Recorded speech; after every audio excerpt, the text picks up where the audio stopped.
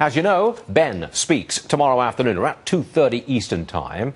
And you may also know that Janet Yellen is expected to be the person who takes over from Ben when he steps down. Here is former Reagan Budget Director David Stockman. All right, 2 points to make with you, David. First of all, you've said many times, and you wrote a book about it, that when the Fed stops printing money, we will have a real problem with the stock market. Yeah, I think you used the word crash. Okay. Let's suppose that we print a little bit less money, the taper, so to speak. Do we still have stock market problems? Because we'll find out tomorrow afternoon.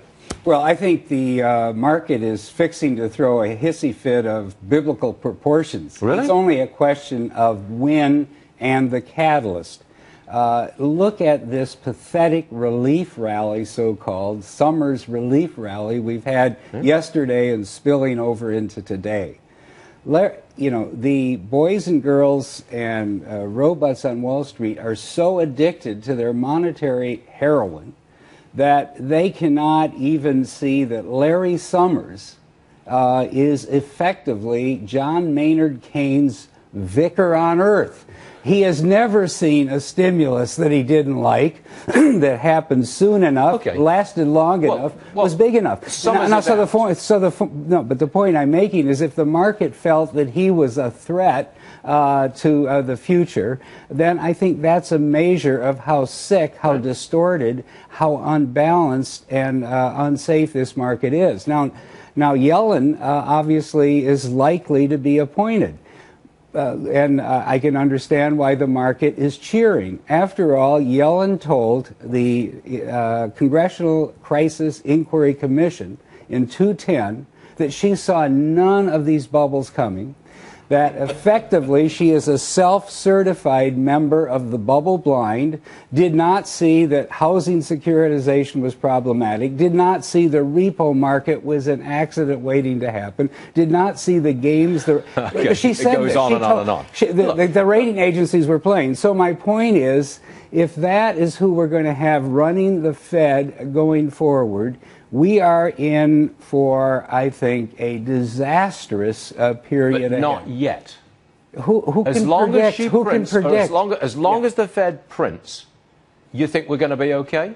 No, I don't think so, because the Fed, you know, we don't know what the catalyst, what the black swan, what the unexpected development is going to be that will cause people to sell. And if the market begins to sell off, even more money printing is not going to stop the carnage that will result. And you think about wait a minute, we have bubbles everywhere. Yes, we have recreated all the bubbles. You're saying this is inevitable? I think it's absolutely inevitable. The S&P, or excuse me, the Russell 2000 today is 25% higher than it was in the fall of 2007. Has our Main Street economy, which is after all what the Russell 2000 represents, gotten any better, any stronger, any more sustainable, any more productive than it was in the fall of 2007 before the last crisis? I would say that when you say that, you know, you're starting at the point where you want to start. You know, we were in the midst of a serious pullback. The market was at some point oversold, or you think it? I'm starting from the fall of 2007, the peak. Where do you think the fair value? Where do you think the fair value of the market should be?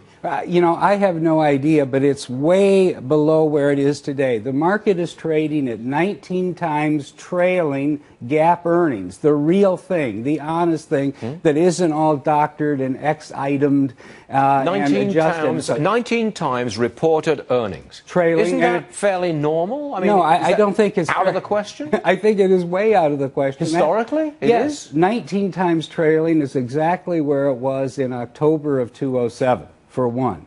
Secondly, I don't know why the market is allegedly discounting the future. I don't know why anyone would believe that with all the headwinds we face, whether it's in Europe, whether it's China going through some kind of adjustment, whether it's Japan. It's because the alternative to stocks is not attractive. Well, but why would I want to put my money into a bond which maybe earns me 2 or 3%, and if it's a treasury bond, it earns less than 1%? Why do I put it into a bank CD that gives me absolutely nothing? Oh, I'm that's going to put it in the stock market where I've got a shot at a gain. Of course, but that's exactly a measure of the distortion that is caused by the Fed policy.